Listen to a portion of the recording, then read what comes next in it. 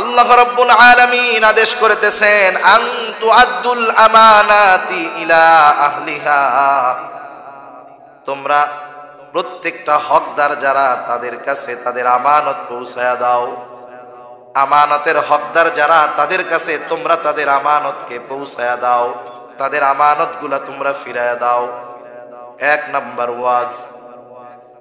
দুই নাম্বার ওয়াজ, আল্লাহ রাব্বুল আলামিন বলেন ওয়া ইযা হাকামতুম বাইনান নাসি আন তাহকুমু বিল আদল, যখন তোমরা মানুষের মধ্যে বিচার আচার করবা, আন তাহকুমু বিল আদল, ন্যায় বিচার করো।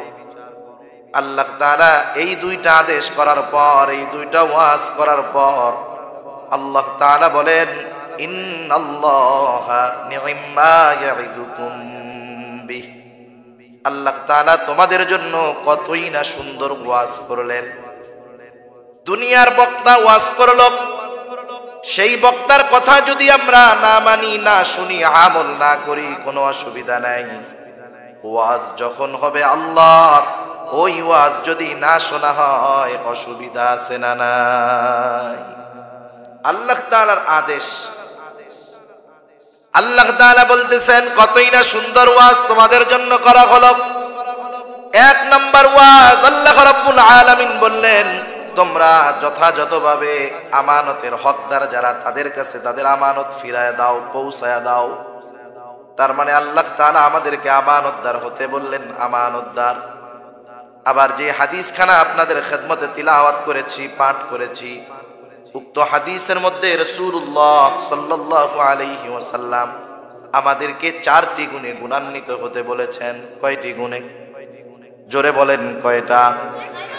এই 4 গুণে যেই ব্যক্তি গুণান্বিত হবে তার ব্যাপারে রাহমাতুল লিল আলামিন নবী বলেন, যেই মুমিন এই 4টি গুণে গুণান্বিত হবে তার যদি দুনিয়াতে কোনো কিছু নাও থাকে তাতে কোনো অসুবিধা নাই।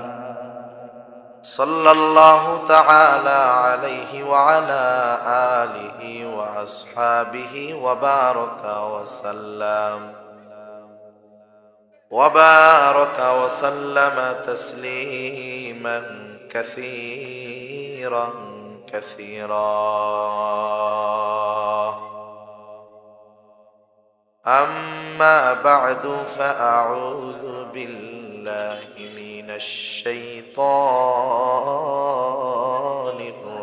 الرجيم.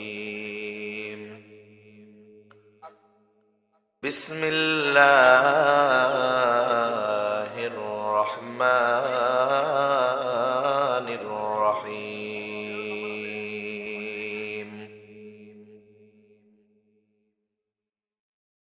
إن الله يأمركم أن تؤدوا الأمانات إلى أهلها وإذا حكمتم بين الناس أن تحكموا بالعدل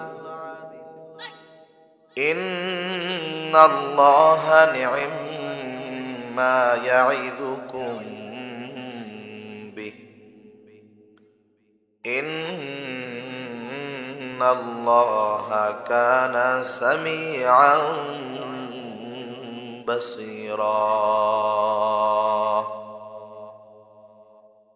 وقال رسول الله صلى الله عليه وسلم أربع إذا كنا فيك فلا عليك ما فاتك من الدنيا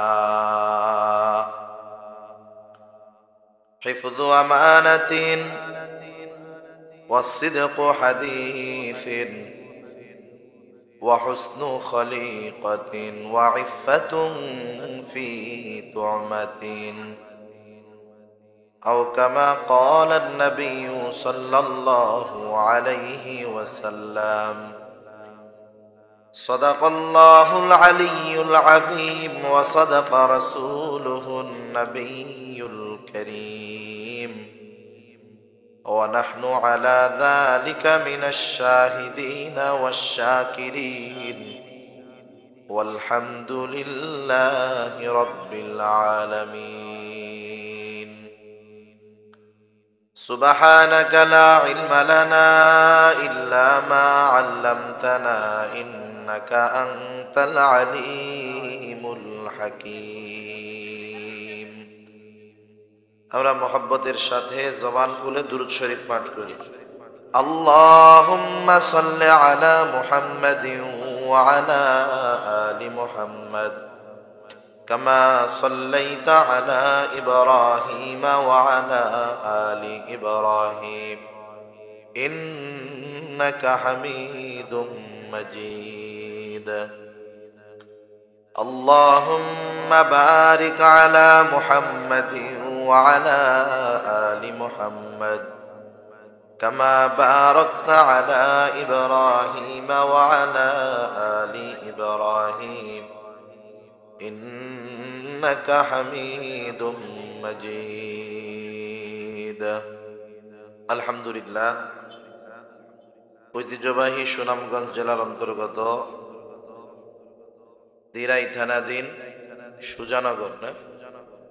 সুজানগর মাদ্রাসার উদ্যোগে আয়োজিত আজকের ইসলামী সম্মেলনের সম্মানিত শ্রদ্ধেয় সভাপতি, আমন্ত্রিত উলামায়ে কেরাম, সামনে উপস্থিত মুরব্বিয়ানে কেরাম, সমবয়সী যুবক বন্ধু, স্নেহের ছোট ভাই এবং পর্দার অন্তরালে অবস্থানরতা সম্মানিত শ্রদ্ধেয় মা ও বোন,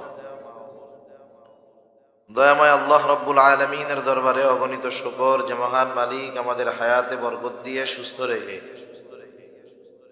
এতক্ষণ পর্যন্ত হযরতুল আল্লাম মাওলানা নূর ইসলাম খান সাহেব হাফিজাহুল্লাহ হযরতের জবান থেকে বহুত গুরুত্বপূর্ণ দ্বীনি কথা আপনারা শুনতেছিলেন। আসলে হযরতের বয়ানের পরে আমাদের জন্য যা পাথেয়, যা প্রয়োজন, আমরা আমাদের বড়দের বয়ানের মাধ্যমে, নসিহতের মাধ্যমে পেয়ে যাই, ঠিক কিনা? আসলে হযরতের বয়ানের পরে যে নসিহতের আর দরকার নাই, এটা আমার মুখের কথা না, এটা আপনাদের অবস্থা দেখেও বোঝা যাচ্ছে। কারণ যদি আরো কিছু দ্বীনি খোরাক নেওয়ার ইচ্ছা আমাদের থাকতো, আমরা এইখানে এভাবে দাঁড়ায় থাকতাম না, ঠিকই এইখানে ঠিক মতো বসতাম। সেজন্য যাদের কিছু দ্বীনি কথা শ্রবণ করার প্রয়োজন আছে তারা বসেন, আর যাদের প্রয়োজন নাই তারা হাঁটাহাঁটি করলে একটু অন্যদিকে যায় হাঁটাহাঁটি করে, অসুবিধা নেই। একটু মার্জা পা লাগতেই পারে, স্বাভাবিক ব্যাপার। আবার সবাই সব কথা, সবার কথা ভালো নাও লাগতে পারে, স্বাভাবিক ব্যাপার, কোনো অসুবিধা নেই। সেজন্য যাদের অসুবিধা হচ্ছে বা বসতে কষ্ট হইতেছে বা হাঁটাহাঁটি করার দরকার, আপনারা একটু আশেপাশে হাঁটাহাঁটি করে এরপরে মনে চাইলে আইসা বসেন, এটা সুন্দর হবে। তাহলে আপনারা যদি এভাবে বিশৃঙ্খল ভাবে থাকেন, এটা আমার কাছে দেখতেও খারাপ লাগবে, ঠিক না?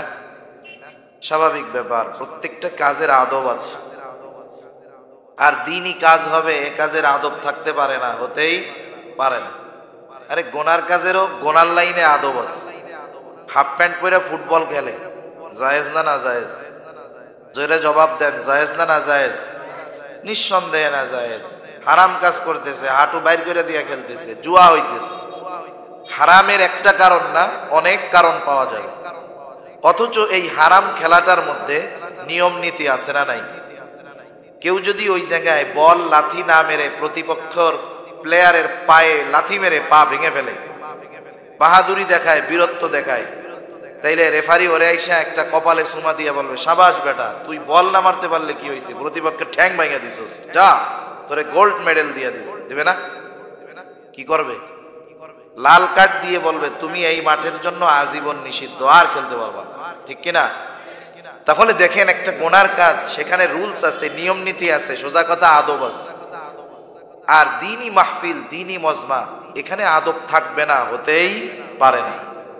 সেজন্য দ্বীনি মাহফিলের আদব হলো সামনে ফাঁকা না রেখে বসা, একেবারে যার সামনে যতটুকু ফাঁকা আছে ফাঁকা পূরণ করে বসা, কাছায় কাছায় বসা।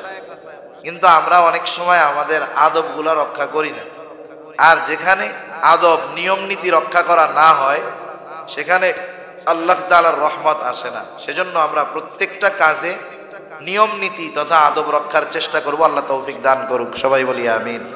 যেহেতু সময় একেবারে কম, 11টার সময় আপনাদের মেহমানদারির ব্যবস্থা আছে, আধা ঘন্টা সময় মাত্র।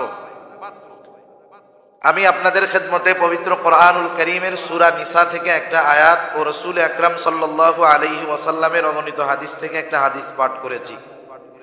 উক্ত আয়াতে কারীমার মধ্যে আল্লাহ সুবহানাহু ওয়া তাআলা আমাদেরকে ওয়াজ করেছেন। কে ওয়াজ করছে? জোরে বলেন, কে ওয়াজ করেছে? আল্লাহ তাআলা ওয়াজ করেছে। আবার মনে করেন না যে আমি আপনাদেরকে জোরে বলার আদেশ করতেছি, না না। যারা মুরব্বী, আমরের শব্দ, আদেশবাচক শব্দ ব্যবহারের ক্ষেত্রে ব্যক্তি যেমন, তার ক্ষেত্রে অর্থ হয় তেমন। আমি যদি একজন ছোটকে বলি জোরে বলেন, এটা আদেশ হবে। মুরব্বীকে বললে অনুযোগ, অনুরোধ হবে। আমি মুরব্বীদেরকে আদেশ করতেছি না। আপনাদের যদি শক্তি সামর্থ্য থাকে, আপনাদের কাছে অনুরোধ, অনুযোগ। জোরে যখন বলবো যে জোরে বলেন, এটা আপনাদের ক্ষেত্রে আদেশ না, খবরদার এটা মনে করবেন না।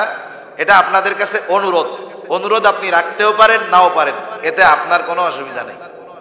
আর ছোট যে, আমার বয়সে ছোট যারা হবে, তারা যদি আমি বলার পরে না বলে, তাইলে কিন্তু সেটা আদবের খেলাফ হবে। ঠিক আছে না? সেজন্য যারা ছোট আছেন আপনারা একটু জোরে বলবেন। মুরব্বীরা দুর্বলতা, অসুস্থতার কারণে কথা অনেক সময় নাও বলতে পারে। তা যাই হোক, আল্লাহ তাআলা আমাদেরকে আদেশ করতেছেন, ওয়াজ করতেছেন। আল্লাহ সুবহানাহু ওয়া তাআলা কি ওয়াজ করেন? আল্লাহ তাআলা যেটা ওয়াজ করেন সেটা ফরজ হয়ে যায়। আল্লাহ তাআলা যেটা আদেশ করেন, নসিহত করেন, ওসিয়ত করেন, সেগুলা ফরজ হয়ে যায়। আল্লাহ তাআলা বলেন, ইন্নাল্লাহা ইয়া'মুরুকুম আন তু'আদ্দুল আমানাতি ইলা আহলিহা। আল্লাহ রাব্বুল আলামিন বলেন, নিশ্চয় আল্লাহ তাআলা তোমাদেরকে আদেশ করতেছেন।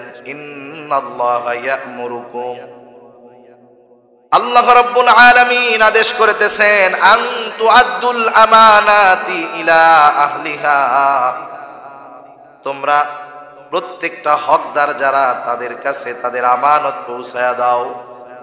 আমানতের হকদার যারা, তাদের কাছে তোমরা তাদের আমানতকে পৌঁছায়া দাও, তাদের আমানতগুলা তোমরা ফিরায়া দাও। এক নাম্বার ওয়াজ। দুই নাম্বার ওয়াজ, আল্লাহ রাব্বুল আলামিন বলেন, ওয়া ইযা হাকামতুম বাইনান নাসি আন তাহকুমু বিল আদল, যখন তোমরা মানুষের মধ্যে বিচার আচার করবা, আন তাহকুমু বিল আদল, ন্যায় বিচার করো। আল্লাহ তাআলা এই দুইটা আদেশ করার পর, এই দুইটা ওয়াজ করার পর আল্লাহ তাআলা বলেন, ইন্নাল্লাহা নি'ম্মা ইয়া'iদুকুম বিহ, আল্লাহ তাআলা তোমাদের জন্য কতই না সুন্দর ওয়াজ করলেন। দুনিয়ার বক্তা ওয়াজ করল, সেই বক্তার কথা যদি আমরা না মানি, না শুনি, আমল না করি, কোনো অসুবিধা নাই। ওয়াজ যখন হবে আল্লাহর, ওই ওয়াজ যদি না শোনা হয়, অসুবিধা আছে না নাই? আল্লাহ তাআলার আদেশ। আল্লাহ তাআলা বলতেছেন, কতই না সুন্দর ওয়াজ তোমাদের জন্য করা হলো। এক নাম্বার ওয়াজ, আল্লাহ রাব্বুল আলামিন বললেন, তোমরা যথাযথভাবে আমানতের হকদার যারা, তাদের কাছে তাদের আমানত ফিরায় দাও, পৌঁছায়া দাও। তার মানে আল্লাহ তাআলা আমাদেরকে আমানতদার হতে বললেন, আমানতদার। আবার যে হাদিসখানা আপনাদের খেদমতে তিলাওয়াত করেছি, পাঠ করেছি, উক্ত হাদিসের মধ্যে রাসূলুল্লাহ সাল্লাল্লাহু আলাইহি ওয়াসাল্লাম আমাদেরকে 4টি গুণে গুণান্বিত হতে বলেছেন। কয়টি গুণে? জোরে বলেন, কয়টা? এই 4 গুণে যেই ব্যক্তি গুণান্বিত হবে, তার ব্যাপারে রাহমাতুল লিল আলামিন নবী বলেন, যেই মুমিন এই 4টি গুণে গুণান্বিত হবে, তার যদি দুনিয়াতে কোনো কিছু নাও থাকে, তাতে কোনো অসুবিধা নাই। দুনিয়ায় আর কিচ্ছু নাই, তার কোনো অসুবিধা নেই। কয়টা গুণ থাকলে? মুসনাদে আহমদের বর্ণনা, সহিহ বর্ণনা, রাসূলুল্লাহ সাল্লাল্লাহু আলাইহি ওয়াসাল্লাম বলেন, আরবাউন ইযা কুন্না ফিকা ফালা আলাইকা মা ফাতাকা মিনাদ দুনিয়া। নবীজি বলেন, 4টি জিনিস ইযা কুন্না ফিকা, যখন তোমাদের কারো মধ্যে থাকবে, ফালা আলাইকা, তার আর কিছুই নাই, মা ফাতাকা মিনাদ দুনিয়া, তার অন্য কিছু নাই, তাতে অসুবিধা নাই। মা ফাতাকা মিনাদ দুনিয়া, দুনিয়ার কোনো কিছু তার হাত ছাড়া হবে না। সুবহানাল্লাহ। তার মানে এই 4টা গুণ যদি থাকে, দুনিয়া হাত ছাড়া হবে না, দুনিয়া তার হাতের মুঠোয় চলে আসবে। 4 গুণের মানুষ, দুনিয়ার কোনো পেরেশানি নাই তার। নবীজি জানায় দেন এই 4টা গুণ কি। 1 নাম্বার, নবীজি বলেন হিফযু আমানাতিন, আমানতের হেফাজত করা।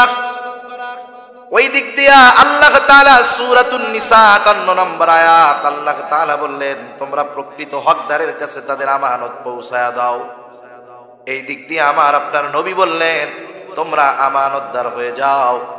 তার মানে বোঝা গেল মুমিন আমানতদার হবে, এটা গুরুত্বপূর্ণ একটি বিষয়, ঠিক কিনা বলেন?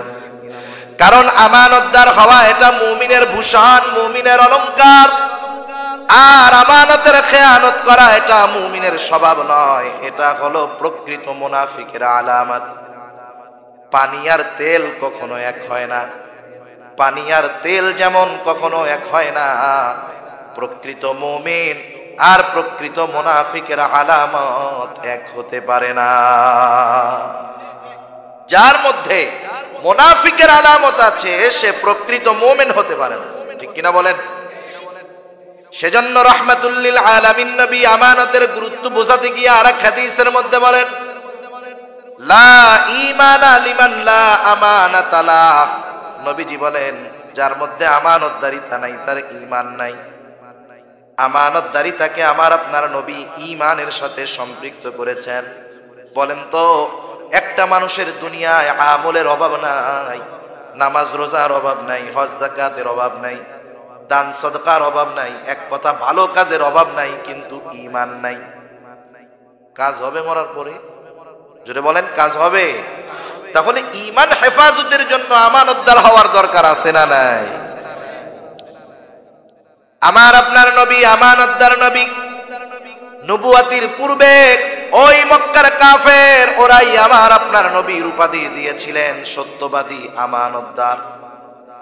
নবুয়াতির পর যখন কাফেররা আমার আপনার নবীর দুশমন হয়ে গেল, যদিও দুশমনী নবীজির সাথে কাফেরদের, এরপরেও কাফেররা আমার আপনার নবীর কাছে আমানত রাখতো।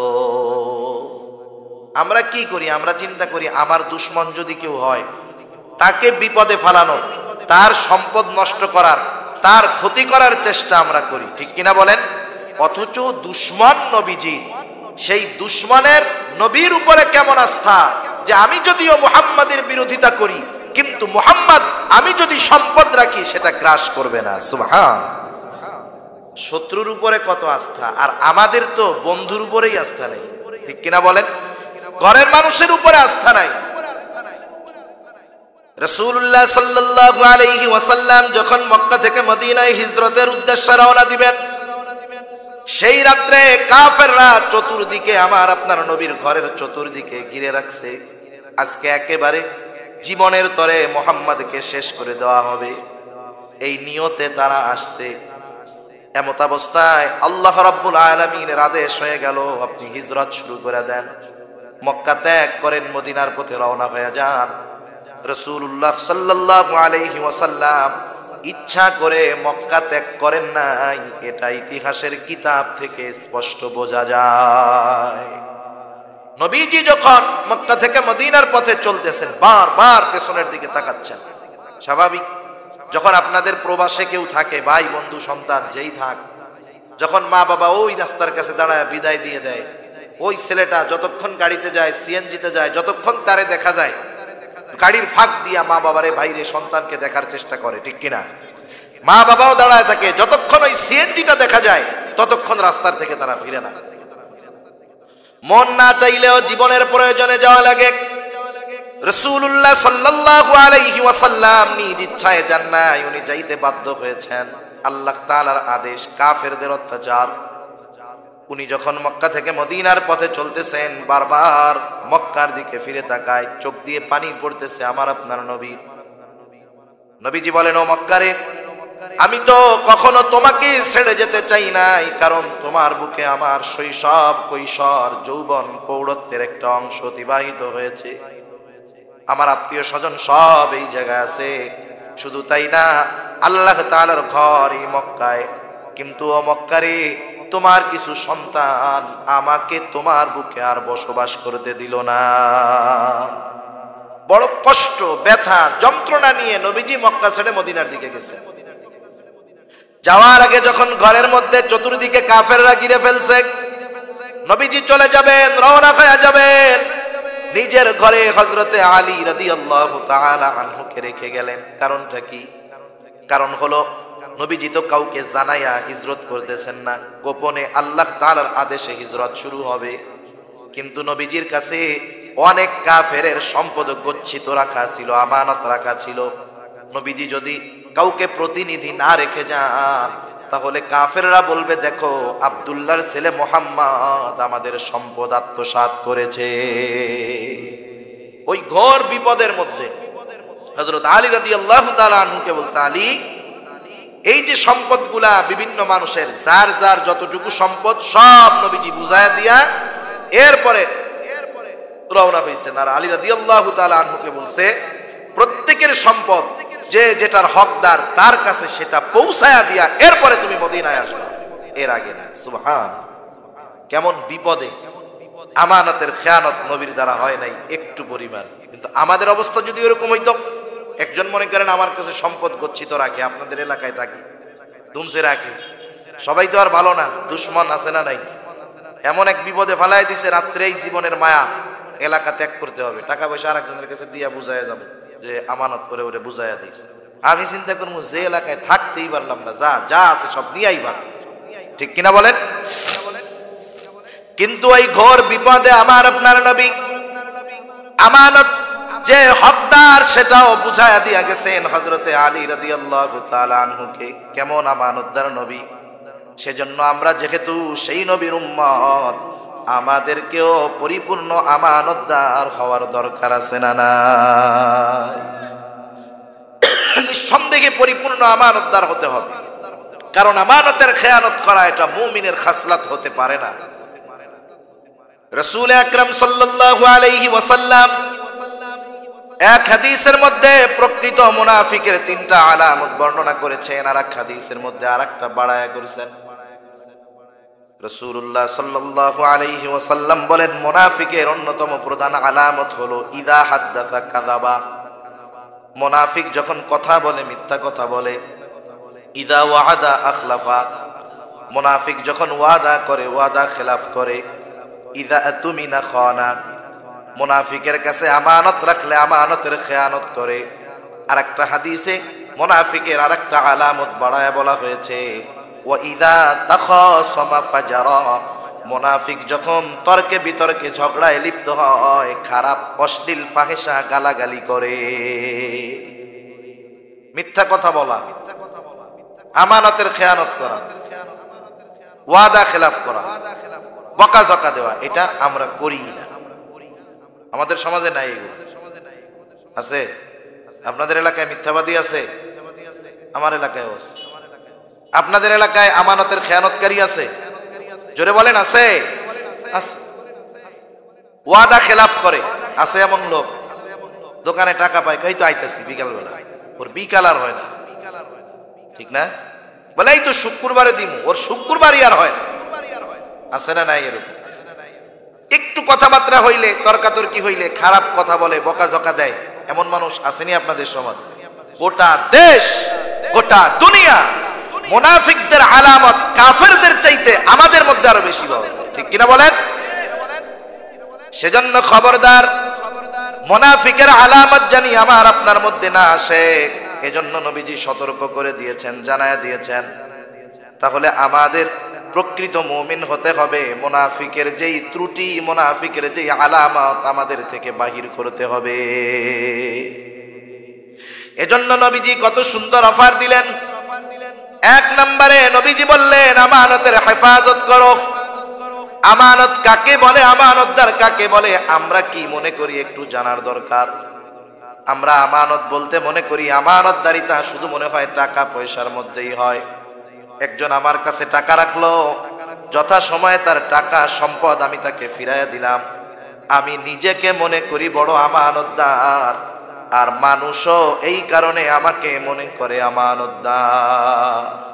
আমরা মনে করি টাকা পয়সা সম্পদ এগুলার সাথেই মনে হয় শুধু আমানতের সম্পর্ক। না, অনেক মানুষ সমাজে এমন আমানতদার আছে যাদের কাছে টাকা পয়সা রাখলে যথাসময়ে তারা ফিরায় দেয়।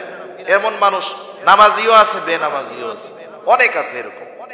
কিন্তু আমানত শুধু এতটুকুর মধ্যে সীমাবদ্ধ নয়, আমানত ব্যাপক একটা বিষয়। অল্প যেই কয়েকটা জেহেনে আসে এই সময়ের মধ্যে আমি যতটুকু বলবো ইনশাআল্লাহ। তাহলে এক নম্বরে সম্পদের মধ্যে হয় আমানত। স্বাভাবিক সচরাচর যেই ধরনের আমানত আমরা মনে করি ওটা হলো সম্পদের ক্ষেত্রে। দুই নাম্বার দেখেন কথার মধ্যেও কিন্তু আমানত হয়। কথার মধ্যে হয় আমানত কেমনে? রহমাতুল লিল আলামিন নবী এক হাদিসের মধ্যে বলেন, ইযা হাদ্দাসার রাজুলু সুম্মা ইলতাফাতা ফাহিয়া আমানাতুন। নবীজি বলেন, যখন কোনো মানুষ কথা বলে আর এদিক ওইদিক তাকায়, যখন কোনো মানুষ কথা বলে আর এদিকে ওইদিকে তাকায়, মনে করেন আমার সাথে একজন কথা বলতেছে আর ডানে বামে তাকায়, এরকম হয় না অনেক সময়? দেখে যে কেউ আসে কিনা, কেউ দেখে কিনা, বা কেউ আমার কথা শুনে ফেলে কিনা, এজন্য ডানে বামে তাকায়। নবীজি বলেন, কোন ব্যক্তি যখন এইভাবে ডানে বামে তাকায় কোনো কথা বলবে, ফাহিয়া আমানাতুন, ওই কথাটা যার কাছে বললো তার কাছে সেটা আমানত। সুবহানাল্লাহ। আমাদের খাসলাত কি? আমাদের অভ্যাস হইলো, কেউ যদি আমার কাছে বলে, হুজুর এই কথাটা আপনারে বললাম, এটা আমানত, আর কারো কাছে বললেন না। ও কি করলো? আর কারো কাছে বললেন না, এই কথা বলে ওই কথাটা আমার আর হজম করতে দিল না, ওই কথা আমার পেটের মধ্যে আর হজম হয় না। যেমন ডায়রিয়া শুরু হইলে পেটের মধ্যে পটপট করে না, বাথরুমে গেলে একটু ভালো লাগে, ওই কথা তো আর পায়খানা করা যাবে না, ওই কথা বাইর করতে হবে আর একজনের কাছে বইলে। আমি যাই আর একজনের বলি, শোন এই যে সুজানগরের আব্দুল করিম আছে না, চিনো? হ্যাঁ, ও না এই কাজটা করছে, আমারে বলছে কাউরে কইতে না করছে, তোরে খালি কইতাছি, তুই কিন্তু কাউরে কইস না। মাশাআল্লাহ, আমার রোগ তো আমি আর একজনের পেটের মধ্যে দিলাম। এবার সে কি করবে? আমি যা করছি তাই করবে, আর একজনে বলবে। বলতে বলতে আব্দুল করিম সকালবেলা আমার কাছে বলছে, মাশাআল্লাহ বিকাল হইতে হইতে এলাকার সব মানুষ জানা সারা। ঠিক কিনা বলেন? একজন মানুষ সম্পদের খেয়ানত যদি করে যেমন হবে, এই কথার খেয়ানত করলে হুবহু পাপটা তার হবে। সেজন্য সাবধান, যখন কোনো কথা আমার কাছে আমানত হবে, আমার জীবন চলে যায় যাক, তবু আমি এই কথার আমানতের খেয়ানত করব না। যদি দুশ্মনও হয়ে যায়, এক সময় তো আমার সাথে তার বন্ধুত্ব ছিল, এখনকার জামানা বন্ধু হইতেও টাইম লাগে না, আবার বন্ধুত্ব ছুটতেও টাইম লাগে। একজন ফ্রেন্ড রিকোয়েস্ট দিছে ফেসবুকে, আর একজন ওকে করছে, এবার দুইজনে বন্ধু হয়ে গেছে, তাই না? আর একজনে ডিলিট করে দিছে, বন্ধুত্ব শেষ হয়ে গেছে। এখন বন্ধু হতেও টাইম লাগে না, বন্ধুত্ব বাদ হইতেও টাইম লাগে না। বন্ধুত্ব যখন ছিল তখন বন্ধুর অনেক কথা আমি গোপন করতাম, ব্যক্তিগত কথা আমানত হিসাবে সংরক্ষণ করতাম। কিন্তু বন্ধু যখন দুশ্মন হয়ে গেল, তখন আমি তারে বলি যে দেখো, তোমার এই কথাগুলো আমি জানি, বেশি যদি কথা কইয়া দিন। বলে কি বলে না? খবরদার, কেউ একজন আমার কাছে আমানত রেখেছে, কথা আমানত, আমার দুশ্মন হয়ে গেছে, শত্রু হয়ে গেছে, কখনো আমি তার এই গোপন কথাগুলা, এই আমানতের খেয়ানত করে নিজে পাপী হব না। আমি যদি তার কোনো গোপন কথা ফাঁস করে দেই, বলে দেই, রাসূল আকরাম সাল্লাল্লাহু আলাইহি ওয়াসাল্লাম বলেন, যেই ব্যক্তি কোনো মুমিন ভাইয়ের দোষ ত্রুটি গোপন করবে, নবীজি বলেন কিয়ামতের দিন আল্লাহ রাব্বুল আলামিন তার দোষ ত্রুটি গোপন করে দিবে। যেই দোষ ত্রুটি দ্বীনের জন্য, দেশের জন্য, ঈমানের জন্য ক্ষতিকর, সেগুলা ছাড়া। একজন আইসা বলল যে আমি এই ক্ষতিটা করতে চাই, তুমি কাউরে কইও না, মানুষের ক্ষতি হবে, দ্বীনের ক্ষতি হবে। এই ক্ষেত্রে এই কথা আমানত মনে করে চুপ করে থাকা যাবে না, বরং এটা সবার কাছে বলতে হবে। সেজন্য কোনটা কোন কথা বলতে হবে বলা যাবে না, এটাও বোঝার দরকার। আবার আল্লাহর নবী বলেন, কেউ যদি কারো কোনো কথা গোপন করে, আবার কেউ যদি প্রকাশ করে দেয়, কিয়ামতের দিন আল্লাহ তাআলা তার দোষ ত্রুটিও প্রকাশ করে দিবে।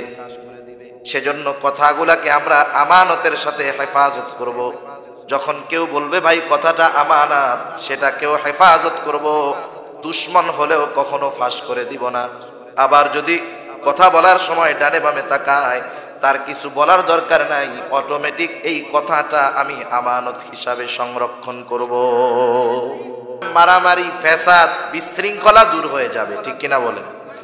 এরপরে নবীজি দ্বিতীয় নম্বরে বলেন, আমানতের ব্যাপারে দায়িত্বটাও আমানত, লম্বা আলোচনা করা যাবে না। দায়িত্বটাও আমানত, রাষ্ট্রের দায়িত্ব আমানত, মাদ্রাসার দায়িত্ব আমানত, মসজিদের দায়িত্ব আমানত, সরকারি চাকরি বেসরকারি চাকরি আমানত। কেউ যদি দায়িত্ব যথাযথ পালন না করে পরিপূর্ণ বেতন নেয়, নিঃসন্দেহে সে দায়িত্বের আমানতের খেয়ানতকারী হবে। সেজন্য প্রত্যেকটা দায়িত্ব আমাদের কাছে আমানত, এগুলা রক্ষা করতে হবে। সে মাদ্রাসার শিক্ষক হোক, স্কুলের টিচার হোক, সে সরকারি চাকরিজীবী হোক, বেসরকারি চাকরিজীবী হোক, প্রধানমন্ত্রী হোক, প্রাইম মিনিস্টার হোক। এখন কেউ যদি রাষ্ট্রীয় দায়িত্ব পাওয়ার পরে রাষ্ট্রীয় সম্পদ রাষ্ট্রের কাজে ব্যয় ছাড়া নিজের কাজে ব্যয় করে, নিঃসন্দেহে সে রাষ্ট্রের সম্পদের খেয়ানতকারী হবে। ঠিক কিনা বলেন? এরপরেই জানমাল আমানত।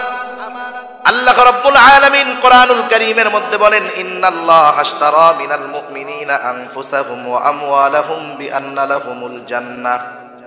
আল্লাহ তাআলা বলেন, নিশ্চয়ই আল্লাহ তাআলা মুমিনের জান এবং মালকে জান্নাতের বিনিময়ে খরিদ করে নিয়েছেন, ক্রয় করে নিয়েছেন। কিনবেন এমনটা নয়, বরং আল্লাহ তাআলা বলছেন কেনা বেচা হয়ে গেছে জান্নাতের বিনিময়ে। মুমিন তার জানমাল আল্লাহ তাআলার কাছে বিক্রয় করে দিয়েছে।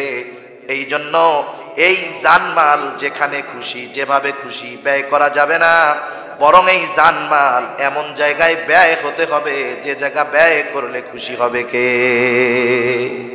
আপনারা মাদ্রাসায় দিচ্ছেন, মসজিদে দিচ্ছেন, গরিবদেরকে দিচ্ছেন, খানা খাওয়াচ্ছেন, পরিবারের পেছনে ব্যয় করতেছেন, অপচয় না।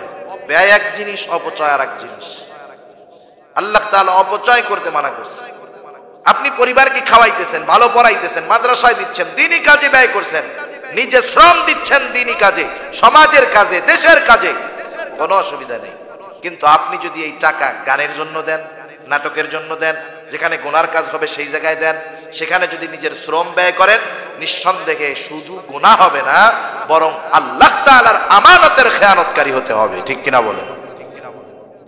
এরপরে এই শরীয়ত, এই দ্বীন আমাদের কাছে আমানত। আল্লাহ তাআলা কোরআনুল কারীমের মধ্যে বলেন, ইন্না আরাদনাল আমানাতা আলাস সামাওয়াতি ওয়াল আরদি ওয়াল জিবাল ফাআবাইনা আন ইয়াহমিলনাহা ওয়া আশফাকনা মিনহা ওয়া হামালাহাল ইনসান। আল্লাহ রাব্বুল আলামিন বলেন, আমি এই আমানত আসমানের কাছে, জমিনের কাছে, পর্বতমালার কাছে পেশ করলাম।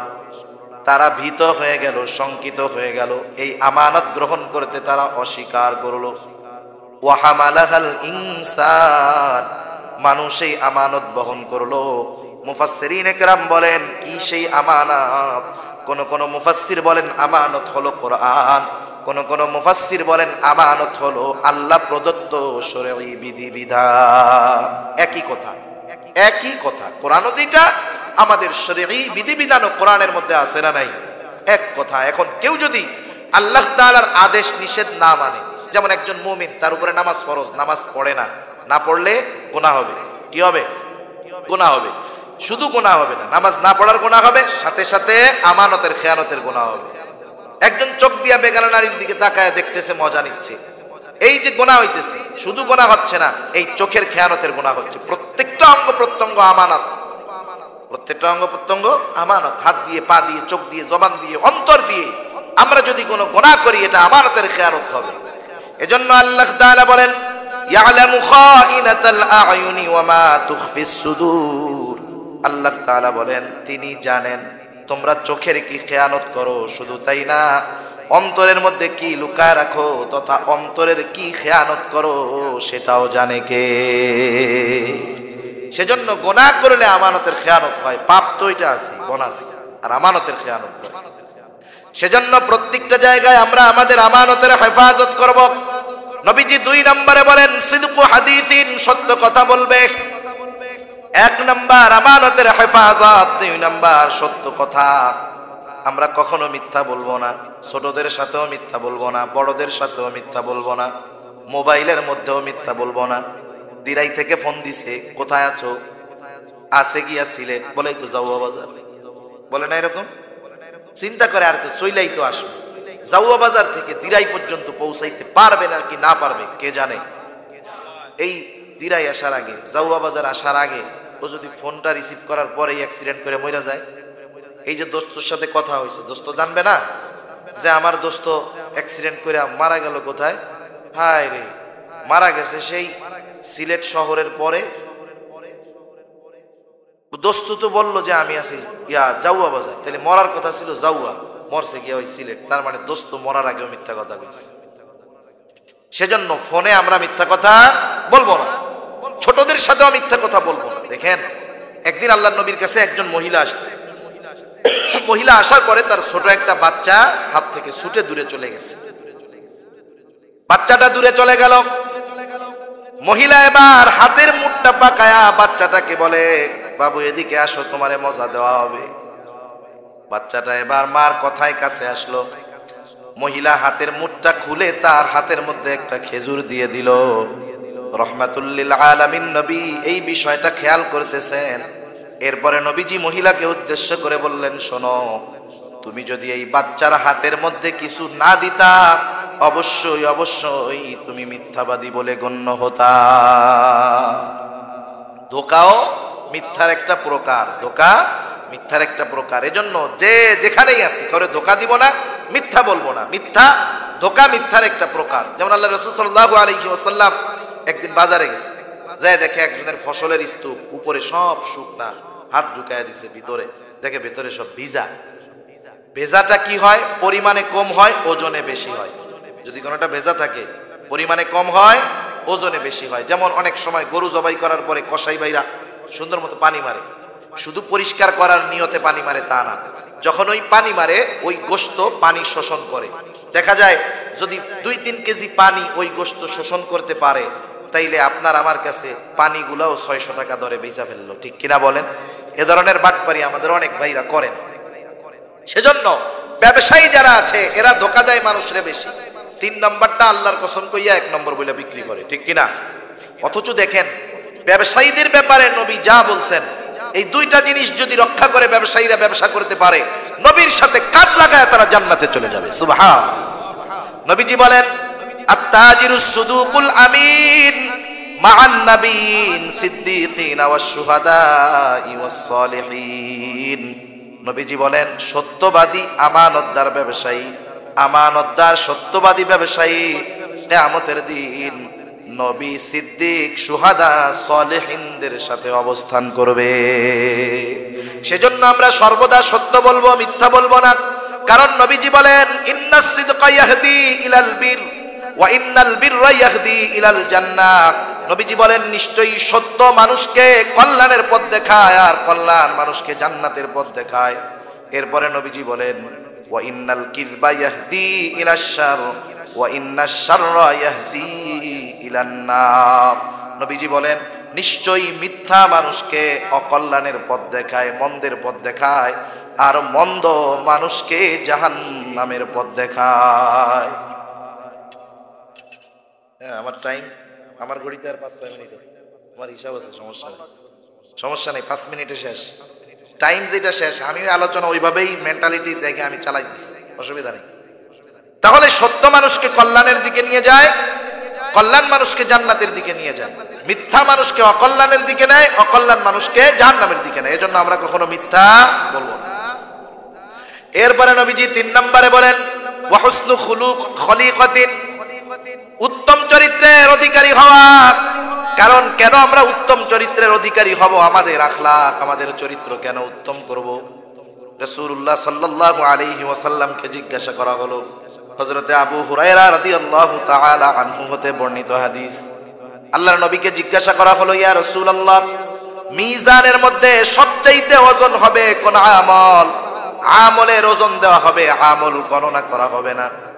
আমলের ওজন দেওয়া হবে, আমল কত বেশি তা দেখা হবে না, আমলের হবে ওজন। নবীজি বলেন, নবীজিকে জিজ্ঞাসা করা হলো, ইয়া রাসূলুল্লাহ, মিজানের মধ্যে সবচাইতে ওজন হবে কোন আমল? নবীজি নামাজের কথা বলেন নাই, রোজার কথা বলেন নাই, হজের কথা বলেন নাই, যাকাতের কথা বলেন নাই। নবীজি বললেন, শোনো, মিজানের মধ্যে সবচাইতে ওজন হবে ওই আমল যেটার নাম হলো উত্তম চরিত্র, উত্তম আখলাক। এজন্য আমাদের সবাইকে উত্তম চরিত্রওয়ালা হতে হবে। আর উত্তম চরিত্রওয়ালা যদি হতে চাই, এমন একজন মানুষকে অনুসরণ করতে হবে যে উত্তম চরিত্রওয়ালা, ঠিক কিনা বলেন? উত্তম চরিত্রওয়ালাকে আমার আপনার নবী নিজের ব্যাপারে বলেন, বুইসতু লিউতাম্মিমা মাকারিমাল আখলাক। আল্লাহর নবী বলেন, আমাকে উত্তম চরিত্রের পূর্ণাঙ্গতা প্রদানার্থে প্রেরণ করা হয়েছে। কোনো সন্দেহ নাই প্রত্যেকটা নবী উত্তম চরিত্রওয়ালা, কোনো সন্দেহ নাই। কিন্তু আমার আপনার নবী শুধু উত্তম চরিত্রওয়ালা নয়, বরং উত্তম চরিত্রকে পরিপূর্ণতা দানকারী হলেন আমার আপনার নবী। সুবহানাল্লাহ, কেমন নবীর উম্মত আমরা! সুবহানাল্লাহ, খুশি না বেজার? তাহলে সেই নবীর অনুসরণ কেন করি না? দুনিয়ার চারিত্রিক সনদপত্র আনার জন্য আমাদেরকে চেয়ারম্যান মেম্বারের কাছে যাওয়া লাগে, কাউন্সিলরের কাছে যাওয়া লাগে, তাই না? দেখা যায় বড় শাইখুল হাদিস বুজুর্গ মানুষ, তার চরিত্রের সত্যায়ন করতেছে একজন গোমসর। হয় কি হয় না? এরকম জোরে বলেন, হয় কি হয় না? মিথ্যাবাদী, ইসলাম বিদ্বেষী, অথচ আমার আপনার নবীর চারিত্রিক সনদ দিয়েছেন কে? আল্লাহ তাআলা বলেন, ওয়া ইন্নাকা লাআলা খুলুকিন আযীম। আল্লাহ তাআলা বলেন, হাবিব আপনাকে আমি মহান চরিত্রে অধিষ্ঠ করেছি। কেমন চরিত্র? আল্লাহ তাআলা আবার বলেন, শোনো দুনিয়ার মানুষ, আমার হাবিবের চরিত্র হলো পূর্ণাঙ্গ চরিত্র, সর্বোচ্চ চরিত্র। সুতরাং তোমরা কি করবা? লাকাদ কানা লাকুম ফি রাসূলিল্লাহি উসওয়াতুন হাসানাহ। আল্লাহ তাআলা বলেন, অবশ্যই তোমাদের জন্য রাসূলের জীবন আদর্শের মধ্যে রয়েছে উত্তম আদর্শ। সেজন্য আমরা যদি আমাদের জিন্দেগীর প্রত্যেকটা ক্ষেত্রে স্বামী হিসাবে, বাবা হিসাবে, বন্ধু হিসাবে, নেতা হিসাবে আমরা যদি আখলাকওয়ালা হতে চাই, উত্তম চরিত্রওয়ালা হতে চাই, অনুসরণ করতে হবে রাসূলুল্লাহ সাল্লাল্লাহু আলাইহি ওয়াসাল্লামের। আল্লাহ তৌফিক দিক, জোরে বলি আমিন। এরপরে 4 নম্বর নবীজি বলেন, ওয়াইফাতুন ফি তুহমাতিন, খাবার হতে হবে হালাল খাবার, হালাল খাবার হতে হবে। সেজন্য উপার্জনটাও হালাল দরকার। উপার্জন যদি হারাম হয়, যত ভালো দামি হালাল খাবার কিনে খাওয়া হোক না কেন, মূল উপার্জন হারাম হওয়ার কারণে ওটাও হারামের মতোই হবে। এজন্য রহমাতুল লিল আলামিন নবী উপার্জনের ব্যাপারে আমাদেরকে তাগিদ দিয়ে বলেন, কাসবুল হালালি ফারিদাতুম বাদাল ফারিদা। ফরজ ইবাদতের পরে অন্যতম ফরজ ইবাদত হলো হালাল উপার্জন করা। সেজন্য যারা হালাল উপার্জন করে, সে যত ছোট পেশার মানুষ হোক, মুসি হোক, হাদিস বর্ণনাকারী একজন মুসি আছে, একজন বর্ণনাকারী আছে মুচি, পাতিল পাতিল বানাইতো, মাটির পাতিল। এইসব কাজ যদি এখনকার সমাজে করে, মানুষ কত ছোট মনে করবে। কিন্তু এই যে কুদুরি কিতাব যিনি লিখছেন, উনি পাতিল বানাই, মাটির পাতিল বানাই, অথচ আল্লাহ কেমন কবুল করছে। তামাম দুনিয়ার মধ্যে তার কিতাব পড়া হয় কি হয় না? জোরে বলেন। আল্লাহ তাআলা কবুল করলে হয়ে যাবে। সেজন্য যারা ছোট পেশায় আছে, রিকশা চালায়, মাছ মারে, অন্যান্য দৈনিক কাজ করে, রাস্তা ঝাড়ু দেয়, পেশাটা যদি হালাল হয়, খবরদার কখনো তাকে ছোট মনে করব না। কারণ ওই যে সচিবালয়ে বসে ঘুষখোরের চাইতে 70,000 টাকা বালিশ বেচার চাইতে ওই ঝাড়ুদারের দাম আল্লাহ তাআলার কাছে বেশি, ঠিক কিনা বলেন? সেজন্য আমরা আমাদের উপার্জন হালাল করব, খাবারটা হালাল খাবো। এই 4টা জিনিস যদি আমাদের মধ্যে থাকে, নবীজি বলেন দুনিয়াতে তার যদি আর কোনো কিছু নাও থাকে, সব হাত ছাড়া হয়ে গেলেও কোনো অসুবিধা নাই। কেন নাই? কারণ এই 4টা গুণ অর্জন করতে যে পারবে, সে হয়ে যাবে প্রকৃত মুত্তাকি। আর যে মুত্তাকি, তার ব্যাপারে আল্লাহ তাআলা বলেন, ওমাই ইয়াত্তাকিল্লাহা ইয়াজআল লাহু মাখরাজা ওয়া ইয়ারযুকহু মিন হাইসু লা ইয়াহতাসিব। এই আল্লাহর বান্দা দুনিয়াতে যদি কোনো বিপদ আপদ মুসিবতে পড়ে, সেই বিপদ থেকে বের হওয়ার রাস্তা দেখায় দিবে কে? আল্লাহ তাআলার কথা। শুধু তাই না, আল্লাহ তাআলা বলেন, ওয়া ইয়ারযুকহু মিন হাইসু লা ইয়াহতাসিব, আমি তাকে এমন জায়গা থেকে রিজিক দিব সে কল্পনাও করতে পারে না। সুবহানাল্লাহ। সেজন্য এই 4 গুণ আমরা অর্জন করব। এবার আসেন, আলোচনা শেষ। আল্লাহ তাআলা আদেশ করলেন, 1 নাম্বার, ইন্নাল্লাহা ইয়া'মুরুকুম আন তুআদ্দুল আমানাতি ইলা আহলিহা। 1 নাম্বার ওয়াজ আল্লাহ তাআলার, যে তোমরা তোমাদের আমানতদারের কাছে, প্রকৃত হকদার যে তার কাছে, তার আমানতটা ফিরায় দাও। এরপরে আল্লাহ তাআলা বললেন, ওয়া ইযা হাকামতুম বাইনান নাসি আন তাহকুমু বিল আদল। যখন তোমরা মানুষের মধ্যে কোনো সালিশ করবা, বিচার করবা, ন্যায় বিচার করো। কারণ যেই ব্যক্তি ন্যায় বিচার করবে, গ্রামের সালিশের মধ্যে হোক, ওই যে কোর্ট এজলাসের মধ্যে হোক, যে ন্যায় বিচার করবে, ন্যায় বিচার প্রতিষ্ঠা করবে, রহমাতুল লিল আলামিন নবী জানায় দেন, কিয়ামতের দিন যখন কোথাও কোনো ছায়া থাকবে না আরশের ছায়া ছাড়া, ওই 7 শ্রেণীর মানুষের মধ্যে প্রথম শ্রেণীর মানুষ হলো তারা যারা দুনিয়াতে ন্যায় বিচার করবে। এরপরে আল্লাহ রাব্বুল আলামিন জানা দিলেন, ইন্নাল্লাহা নি'ম্মা ইয়াইদুকুম বিহি, আল্লাহ তাআলা বলেন তোমাদের জন্য আল্লাহ তাআলা কতই না সুন্দর ওয়াজ করলেন। ওয়াজ করেছে কে? আল্লাহ তাআলার ওয়াজ। আমি এখান থেকে ওয়াজ করে গেলাম, আমার আগে হযরত ওয়াজ করে গেছেন, আমল করি আর না করি হুজুরও দেখবে না, আমিও দেখব না, ঠিক না? কিন্তু আল্লাহর ওয়াজ শোনার পর আমি কি বললাম কি করলাম সব কিছু দেখেন আর শোনেন কে?